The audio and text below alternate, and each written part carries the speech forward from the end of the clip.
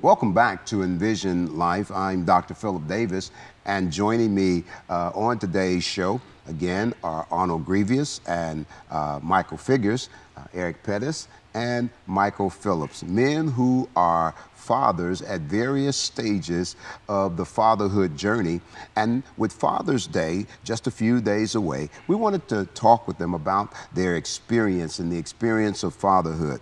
Gentlemen, I want to ask you now about some of the challenges that you have faced and how you've overcome some of those challenges. Perhaps you can then help others to overcome some specific issue of fatherhood. And so let's start over here with Michael Phillips. Michael, what's been the greatest challenge you had so far in your brief fatherhood journey? Tell me about a little bit of the challenges that you're facing. Yeah, well, Dr. Davis, one of the key things that I face is really trying to be the perfect father. And so it's the pressure of trying to be that perfect father, try to get everything right. And one of the things that I've done to try to help that is to really try to have fun with it. And really enjoy the family. That's the key. And take the pressure off of trying to be this perfect a role model for them. Sure. I'm going to make mistakes. I really want them to see the mistakes right. so that they can learn from those mistakes. So trying to be real to my boys and really allow them to have a good life. Wow, isn't that great? How would you help Michael with that whole issue of being the perfect father? You're not.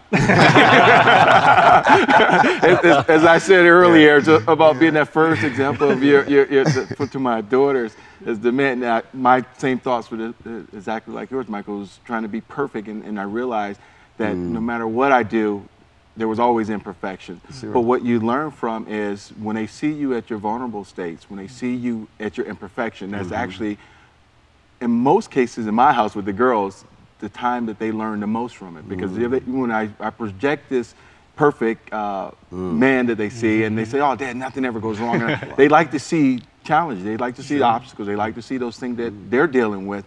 The dad, you got the pressures of life like I do. In their world, they kind of measure it to be the same. So I just realized I wasn't perfect and said, okay, I'm gonna mess up, but you know what? The fun part about it is a journey, and as long as you recognize it's a journey, then you continue to have fun with it, and you live through it and say, okay, Dad didn't get it right this time, but here's what the lesson that needed to be learned from it. And they learn so much as we talk about that how will they ever learn how to overcome challenges if they don't see someone overcome challenges? And I think Mike Figures, you talked about it earlier, how your boys, they watch everything you do, and we'd be surprised how much our children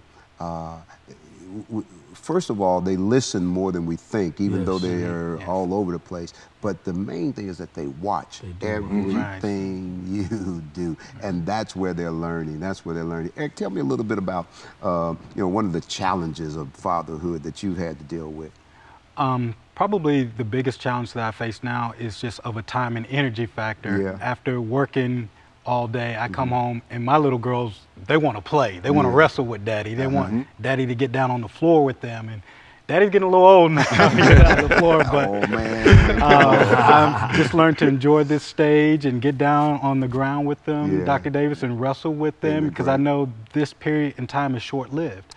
So I definitely take advantage of that no matter how tired I am, and thank God for these times. Well, I think, again, it goes back to the fact that, and I think you said it earlier, and you said it earlier, it's been repeated, having fun with, there is nothing wrong with having fun and enjoying. One of the things about Jesus and that drew children to him was that he was fun-loving. He had fun with them, and children don't like to be around mean people.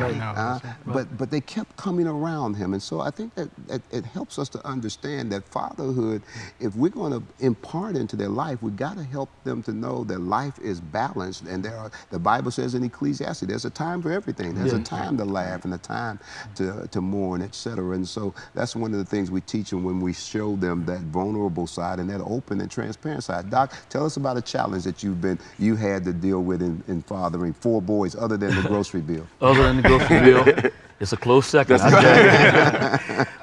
But one of the challenges, Dr. Davis, is you've got to learn each one of their personalities and how they respond to you as their dad. Okay.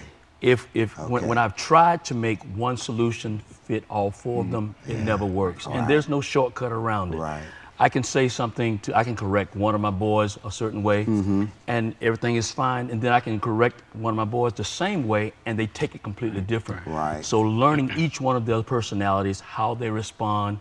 To Donovan, all I need to do is just look for a couple of seconds. Yeah. For Julian, I got to look and I got to go toward my belt.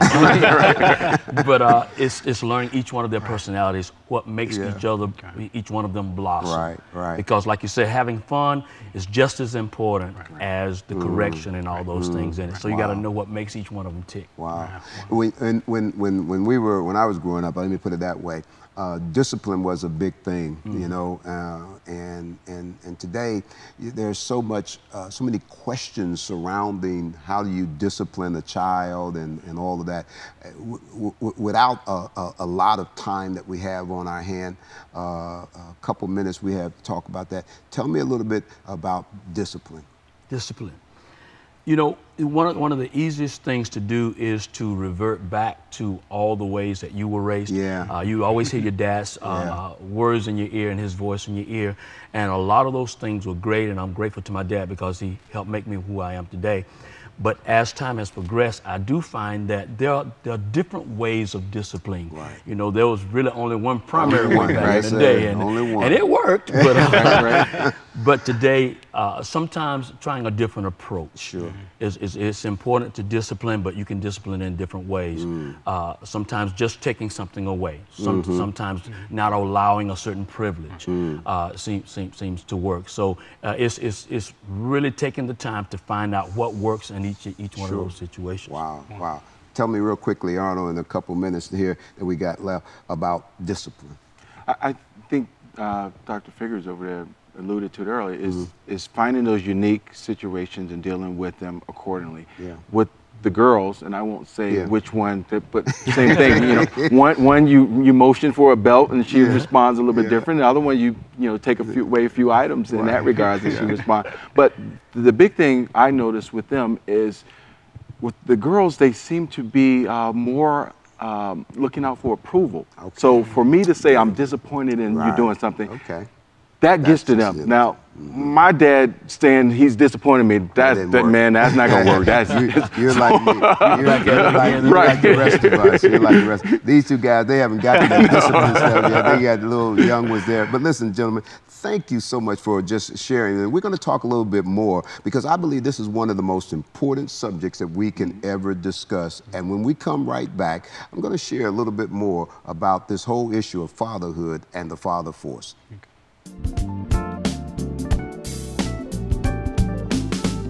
School's out, and many young men and women are home for the summer, looking for jobs, trying to prepare for their futures. And next week, we will be talking to some dynamic and inspiring young people you don't want to miss next week's show. These are winners. They are leaders. They are young men and women who know where they're going, and they are not going to let anything stop them. So be right here next week at the same time and join us right here on Envision Life, because it will be a wonderful, fun-filled show, and you'll want to take advantage of it. Bring your children around the TV because we believe in you and we believe in them. We believe your best days and your blessed days are ahead, and that you can live today and envision tomorrow.